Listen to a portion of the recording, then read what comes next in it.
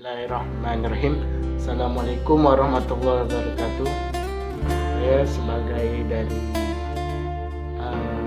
pemilik channel Tim Color hanya ingin meminta maaf jika misalnya ada video yang sama dari yang saya kirim ini, karena kebanyakan itu video dari kiriman antum semua yang mungkin punya video ini, jadi tidak di sub ataupun tidak di like atau tidak di komen ataupun Anda tidak menontonnya, tidak masalah. Yang saya ingin satu dari video ini hanya satu, yaitu dakwah untuk diri saya dan kalian semua, karena saya ingin berdakwah melalui apa yang saya miliki. Saya yang punya HP dan saya yang punya media sosial, maka itulah yang saya inginkan. Jadi saya minta maaf, tolong izinkan saya berdakwah walaupun dengan cara seperti ini. Terima kasih. Mudah-mudahan Allah memberikan kita hidayah kepada kita semua dan masukkan kita dalam surganya dengan rahmatnya. Assalamualaikum warahmatullahi wabarakatuh.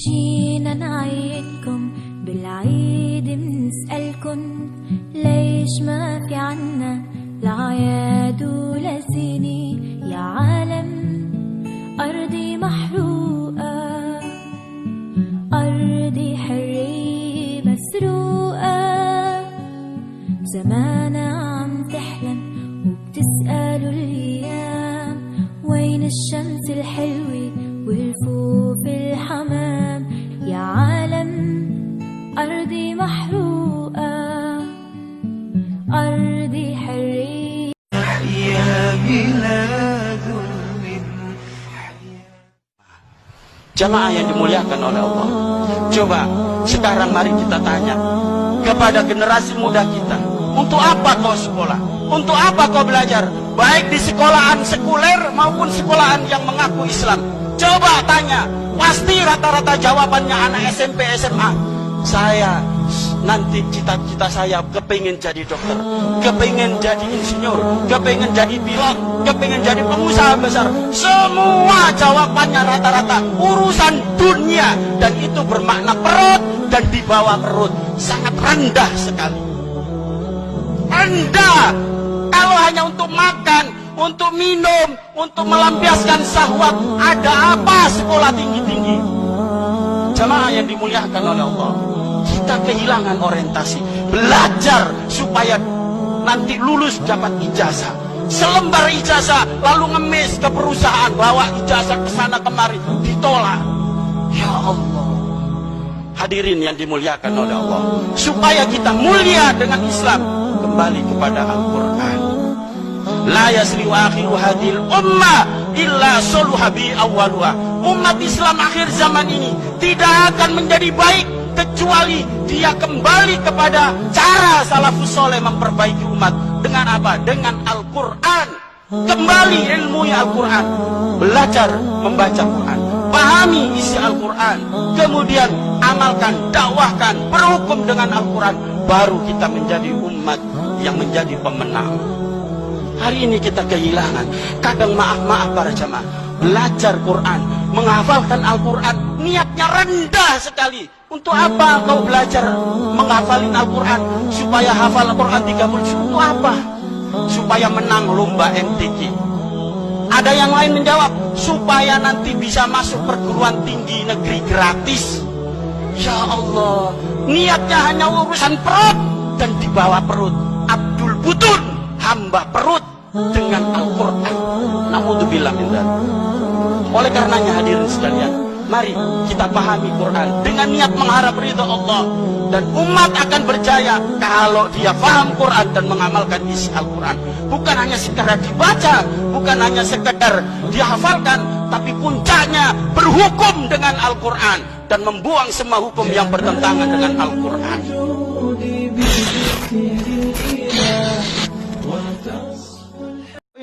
تنصروا الله ينصركم ويثبت أقدامكم. Allah pasti akan menjawab doa-doa kita manakala kita mewujudkan syarat-syarat terkabulnya doa. Kita harus makan dan minum dari yang halal. Kemudian kita harus menjaga adab-adab dalam berdoa. Terlebih dahulu memuji Allah, mengucapkan salawat kepada baginda Rasulullah SAW. Kemudian berdoa kepada Allah dengan suara yang lirih, dengan penuh khusyuk dan keikhlasan. Dan tidak berdoa dengan doa yang mengandung dosa atau pemutusan hubungan silaturahmi. Karena Rasulullah SAW bersabda dari sahabat Abu Sa'id Al-Khudri radhiyallahu ta'ala anhu, "Ma min muslimin yad'u Allah tabaraka wa ta'ala bida'watin laysa fiha ithmun wala qati'atu rahimin illa a'tahu Allah tabaraka wa ta'ala ihda thalathi khisalin." Tidaklah seorang hamba yang muslim berdoa kepada Allah Subhanahu wa ta'ala dengan doa yang di dalamnya tidak terkandung dosa, di dalamnya tidak terkandung pemutusan hubungan silaturahmi, melainkan pasti Allah akan menjawab doa tersebut dengan 3 kemungkinan. 3 kemungkinan jawaban Allah Subhanahu wa ta'ala. Boleh jadi Allah akan menyegerakan permintaannya sesuai dengan apa yang dia minta. Allah akan mengabulkan harapannya sesuai dengan apa yang dia harapkan. Atau kemungkinan yang kedua, boleh jadi Allah akan menunda pengabulan doa tersebut. Allah simpan, nanti Allah kabulkan di akhirat kelak. Allah akan menjawab, Allah akan memberikan apa yang kita minta, bahkan melampaui ekspektasi kita. Karena di akhirat kelak kita sangat butuh kepada pertolongan Allah Subhanahu wa ta'ala. Disitulah kelak Allah akan memberikan pertolongannya, perlindungannya, berkat doa yang dulu pernah kita ucapkan ketika di dunia. Allah akan mengabulkannya kelak di akhirat, di saat-saat kita sangat membutuhkan bantuan dan pertolongan. Atau kemungkinan yang ketiga, boleh jadi Allah Subhanahu wa ta'ala akan mengabulkannya dalam bentuk yang lain. Allah akan palingkan kita dari suatu mudarat atau musibah, dari suatu bencana, dari suatu malapetaka yang sebanding dengan doa yang kita minta. Dan boleh jadi kita lebih membutuhkan itu. Allah Maha tahu tentang kebutuhan kita. Allah Al-Alim Al-Khabir. Allah Maha tahu. Jauh lebih tahu Allah Subhanahu wa ta'ala tentang diri kita daripada diri kita sendiri. Kita ini adalah makhluk yang lemah, serba terbatas. Pengetahuan kita serba terbatas, sangat minim. Boleh jadi apa yang kita anggap maslahat bagi diri kita, ternyata itu adalah mudarat. Allah Maha tahu. Allah lebih tahu tentang apa yang maslahat bagi diri kita daripada diri kita sendiri. Dan Allah Maha tahu apa yang menjadi mudarat bagi diri kita. Boleh jadi kita mengharapkan sesuatu, namun itu mudarat. Dan boleh jadi kita tidak menginginkan sesuatu, namun sesuatu itu justru itulah yang maslahat bagi diri kita sendiri. Allah Maha tahu. Disinilah Allah Subhanahu wa ta'ala menunaikan janjinya. Dan boleh jadi kita berdoa dan terus berdoa, kita menganggap doa kita tidak terkabul, padahal sebenarnya Allah Subhanahu wa ta'ala sedang menghindarkan kita dari berbagai musibah dan malapetaka yang mungkin menimpa kita.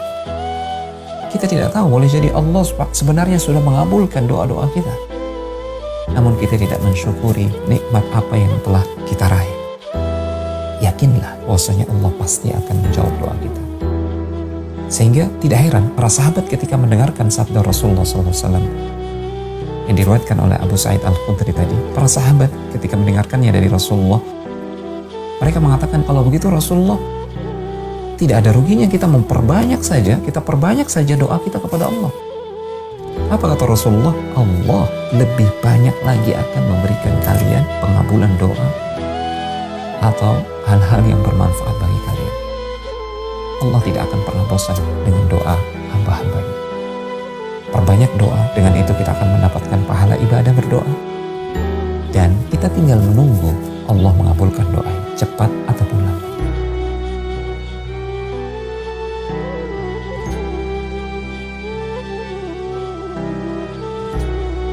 Rasulullah adalah merupakan nabinya umat Islam yang sangat sayang kepada umatnya, manusia yang terbaik, pilihan Allah, tauladan kita, paling kita cintai, paling sempurna, paling berjasa dalam hidup kita. Karena dengan adanya beliau kita tahu jalan menuju surga, jalan menuju api neraka. Apa hak Rasulullah SAW yang harus kita laksanakan? Yaitu kita lebih mendahulukan sabda Rasulullah, perkataan Rasulullah di atas perkataan siapapun dari manusia. Imam Asy-Syafi'i rahimahullah berkata, kaum muslimin semua sepakat bahwa siapa yang sudah sampai, sudah jelas kepadanya sunnah Rasulullah, hadis Rasulullah SAW, tidak boleh dia tinggalkan hadis tersebut hanya karena mengikuti pendapat seseorang. Beliau juga berkata, kalau kalian mendapatkan dalam kitabku ini pendapatku yang bertabrakan dengan sabda Rasulullah, yang harus kalian ambil adalah sabda Rasulullah SAW dan buang jauh-jauh pendapatku, kata Imam Asy-Syafi'i rahimahullah. Allah Subhanahu wa ta'ala firman di dalam surat Al-Mulk, alladzi khalaqal mauta wal hayata liyabluwakum ayyukum ahsanu amala. Allah lah yang telah menciptakan kehidupan dan kematian. Tujuannya apa? Untuk menguji kalian siapakah di antara kalian yang paling baik amalannya. Dan di antara amalan-amalan yang terbaik, amalan-amalan yang paling dicintai oleh Allah Subhanahu wa ta'ala, yaitu disebutkan dalam sebuah hadis yang sahih diriwayatkan oleh Imam Bukhari dan yang lainnya, yaitu ketika Nabi sallallahu alaihi wasallam ditanya, amalan apakah ya Rasulullah yang paling dicintai oleh Allah Subhanahu wa taala? Maka Nabi sallallahu alaihi wasallam memberikan sebuah jawaban yang menjadi kaidah yang agung bagi kita sekalian dalam mempersembahkan ibadah kepada Allah. Beliau menjawab, amalan yang paling dicintai oleh Allah Subhanahu wa taala adalah amalan yang paling rutin, paling kontinu, meskipun hanya sedikit saja. Maka ketika kita ingin mempersembahkan yang terbaik, mempersembahkan amalan yang paling dicintai Allah Subhanahu wa taala, maka kaidahnya adalah yang paling rutin, kontinu, meskipun hanya sedikit dari semua amalan apa saja. Oleh karena itu, senantiasa ketika kita beramal, berusahalah untuk merutinkan amalan tersebut. Karena setiap segala sesuatu yang rutin, meskipun hanya sedikit, itu jauh lebih dicintai Allah Subhanahu wa ta'ala dari amalan yang besar, namun hanya insidental saja.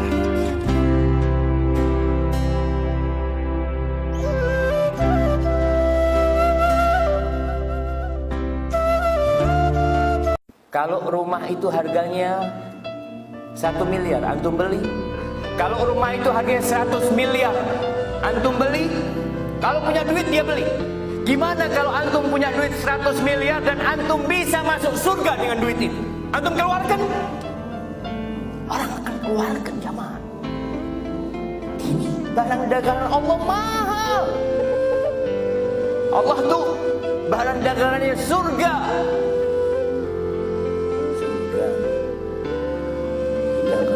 Surga kadang kala, oh ya, surga. Santai antum lihat para sahabat Nabi ketika mereka berbaiat kepada Nabi SAW pada baiatul Aqabah kedua. Itu 70 kira-kira sahabat datang ke Mekah untuk memboyong Nabi SAW ke Madinah. Mereka berbaiat kepada Nabi SAW untuk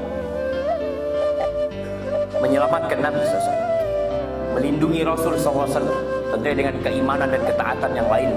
Ketika mereka mengatakan iya ya Nabi SAW, ketika mereka berbaiat, salah satu sahabat mengatakan, tunggu dulu, jangan baiat dulu kalian. Kalian tahu konsekuensi baiat kalian? Kata dia, iya apa? Kalian itu akan diperangi oleh semua orang. Ingat, baiat ini menuntut kalian untuk mau berkorban harta kalian. Terbunuhnya orang-orang mulia di tempat ini, anak-anak menjadi yatim. Kalian siap? Para sahabat bertanya, ya Rasulullah, kita dapat apa? Kata Nabi SAW, al-jannah, surga. Selesai sudah, kita mau baiat. Kalau surga semuanya jadi mudah ya. Kita tuh bakal mati memang. Kita bakal mati. Apa yang kita cari? Itu para sahabat berwilayat kepada Nabi SAW. Umair bin al-Hamam, ketika dalam satu peperangan Rasulullah SAW mengatakan, "Qumu, kalian bangun semua. Qumu ila jannatin arduha samawati wal ard." Kalian bangun semua menuju ke surga Allah yang luasnya seluas langit dan bumi. Ketika itu Umar bertanya, "Ya Rasulullah, jannatun arduha samawati wal ard. Yang engkau tawarkan ini luasnya seluas langit dan bumi?" Kata Nabi, "Na'am sallallahu alaihi wasallam. Na'am, bakhil." Dia mengatakan, "Enggak kebayang ya, Mas. Antum dapat rumah, dapat tempat seluas langit dan bumi." Kata Umar, bakhil. Nabi bertanya kepada Umar sallallahu alaihi wasallam, "Kenapa kau mengatakan bakhil?" Seperti heran. Qala ya Rasulullah, enggak Nabi, aku cuma berharap menjadi penghuni surga. Apa kata Nabi SAW? Anta min ahliha, engkau masuk penghuni surga, Umar. Allahu Akbar. Umar itu mengeluarkan beberapa butir kurma. Dia makan untuk menguatkan dirinya dalam peperangan itu. Lalu dia berkata, "La in ishtu hatta akula hadhihi thamarat la hiya hayatun tawil." Kalau aku hidup di dunia sampai menghabiskan kurma ini, itu hidup yang panjang, kata dia. Dibuang sama Umar lari ke medan perang itu. Dan dia tewas. Selesai dunia di Jawa.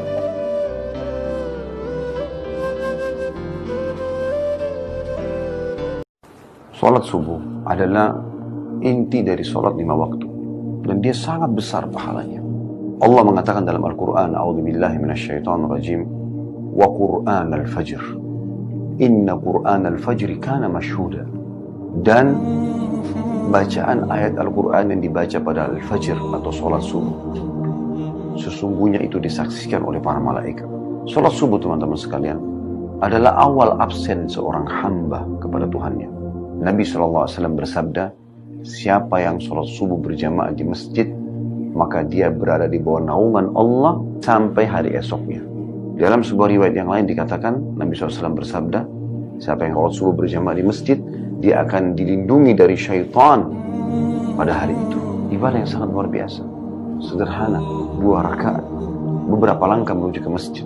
Bangunlah saudaraku, dan sholat subuh berjamaah. Kejar raih rahmat Tuhanmu.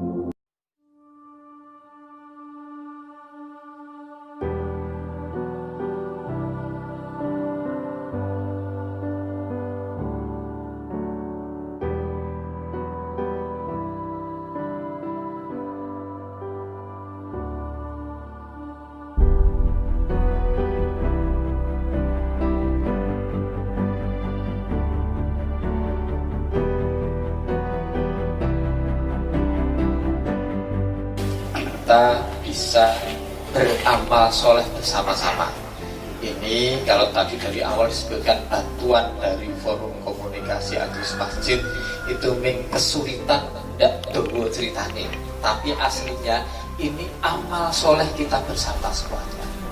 Kami atas nama warga masyarakat Desa Semen, Dusun Jatiroto, dan mewakili masyarakat di Kecamatan Muntormati, tentu saja mengucapkan terima kasih yang sebesar-besarnya atas bantuan instalasi air bersih dari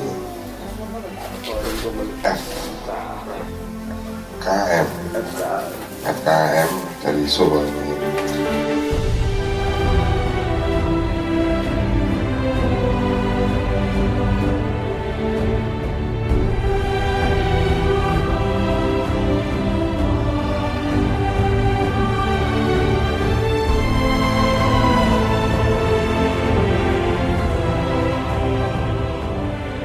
Harapan ke depan, semoga bantuan instalasi air bersih ini bisa memberikan manfaat pada warga masyarakat di Dusun Jatiroto, Desa Semen, Kecamatan Muntormati. Karena sekali lagi bahwa kehidupan ini bisa dirasakan, satu air, 2 penerangan.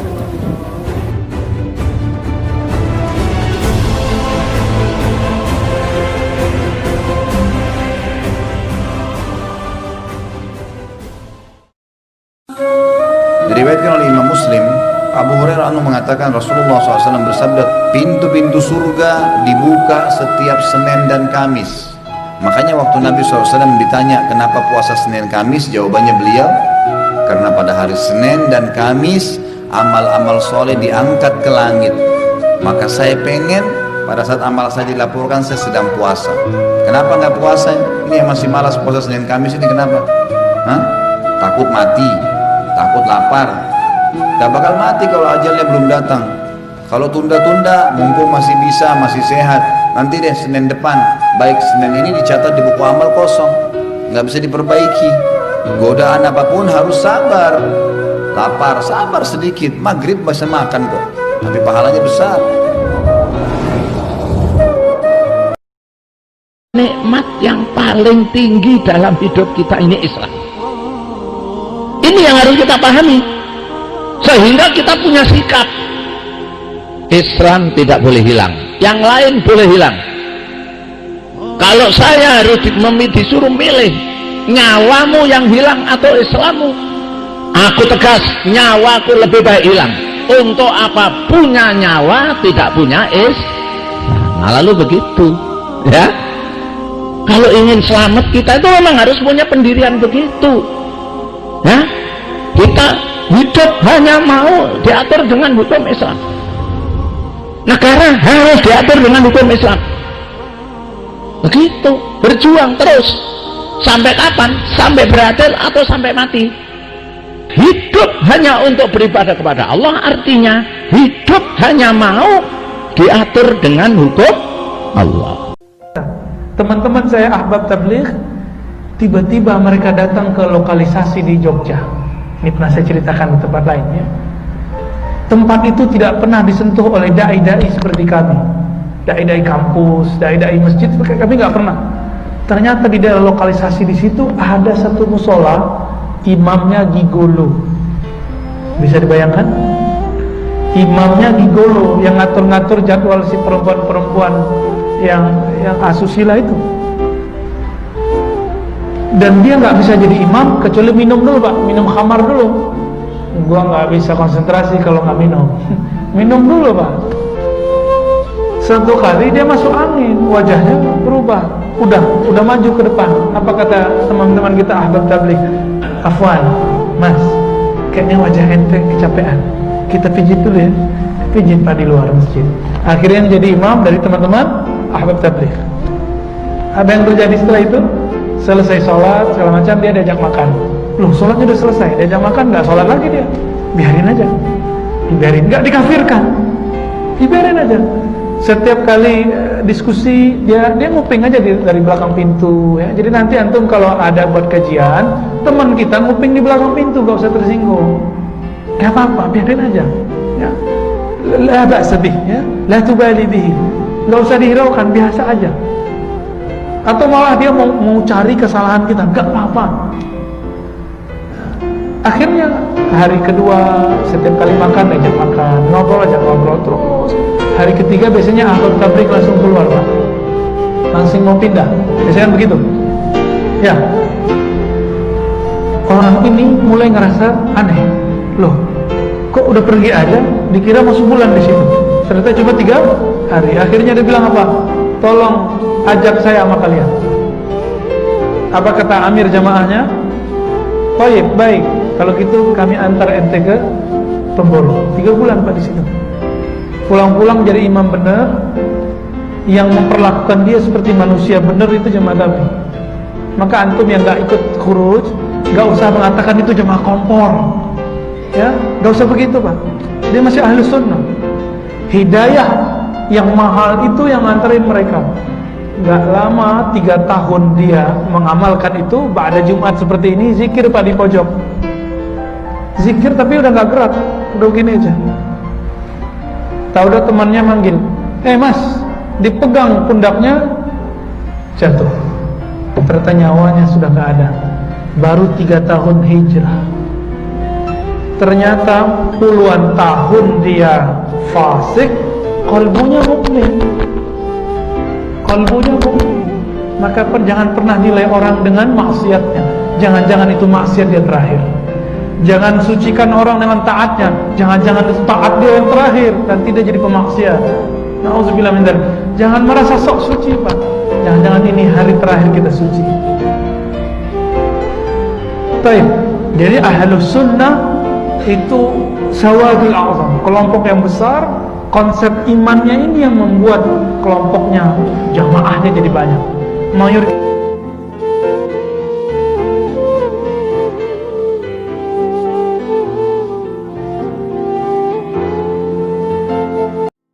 10 hari terbaik. Tahukah Anda bahwa 10 hari pertama di bulan Dzulhijjah lebih utama daripada hari-hari di bulan Ramadan? Oleh karena itu, manfaatkanlah 10 hari ini untuk memperbanyak amal ibadah. Sungguh tiada amalan yang lebih dicintai oleh Allah melebihi amalan yang dilakukan pada 10 hari ini.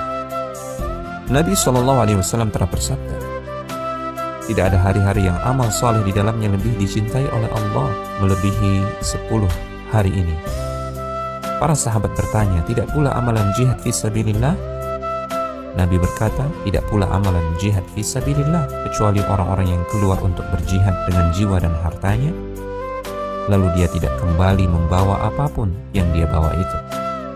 Oleh karena itu, marilah kita memperbanyak zikir, membaca Al-Quran, sedekah, berpuasa, membantu orang lain, dan amalan baik lainnya. Semoga Allah Subhanahu wa Ta'ala menerimanya sebagai tabungan amal kita di hari akhir nanti. Sebarkanlah pesan ini, marilah saling mengingatkan dan meraihlah pahala sebagaimana pahala orang yang melakukan kebaikan itu. bbgalilmu.com. Ketika orang cerdas, serius mempelajari agama dan ikhlas, ia akan mudah memahami agamanya. Ketika orang cerdas terlalu mempertuhankan kecerdasannya, terlalu mengidolakan kecerdasannya, dia sesat dengan kecerdasannya itu. Sehingga akidah orang mukmin adalah apabila Allah yang berkata, Allah yang berbicara, Rasulullah yang berkata dan berbicara, sami'na wa ata'na. Kami dengar ya Allah, langsung kami taati. Kami dengar ucapan Rasul, langsung kami taati.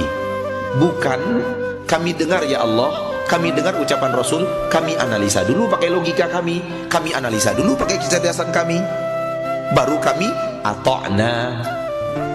Bukan begitu. Campakkan kecerdasan Anda apabila sudah berhadapan dengan perkataan Allah dan Rasul. Tak mungkin kecerdasan Anda melebihi kebenaran yang diajarkan Allah, melebihi kebenaran yang diajarkan Rasulullah. Gak mungkin. Semoga Allah membersihkan hati, karena bahagia itu hanya ada pada qalbun salim. Dunia berikut isinya, ingat ilmu perahu ya. Orang kalau naik perahu itu lancar kalau perahunya di atas air, airnya tidak masuk ke dalam perahu. Tapi kalau airnya sudah masuk ke dalam perahu, makin banyak airnya, perahu makin berat. Ketika penuh dengan air, perahu tenggelam. Artinya dalam hidup ini, kalau ingin bahagia, dunia itu seperti air dan kita perahunya. Jangan biarkan duniawi masuk ke hati. Kalau semakin berat, kalau sudah penuh, kita akan tenggelam dalam kesengsaraan, tenggelam dalam kehinaan, dan tenggelam dalam kecelakaan. Nauzubillahi min dzalik. Jadilah seperti perahu. Biarlah dunia ini hanya ada dalam genggaman tangan, tapi tidak boleh mengisi hati. Saling tolong-menolong kamu dalam hal kebaikan. Itu ada di Kristen.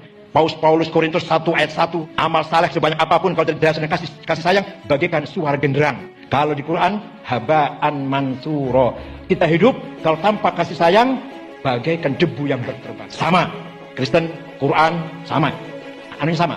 Kitab sucinya tuh nilainya sama. Nanti kata Nabi, di akhir umat itu akan ada orang-orang yang mengaku pintar, pintar luar biasa, gelarnya tinggi, tapi dia bisa berdusta, dan dustanya bukan urusan dunia. Dia akan bicara kepada Anda tentang agama Anda, tapi banyak dustanya di situ.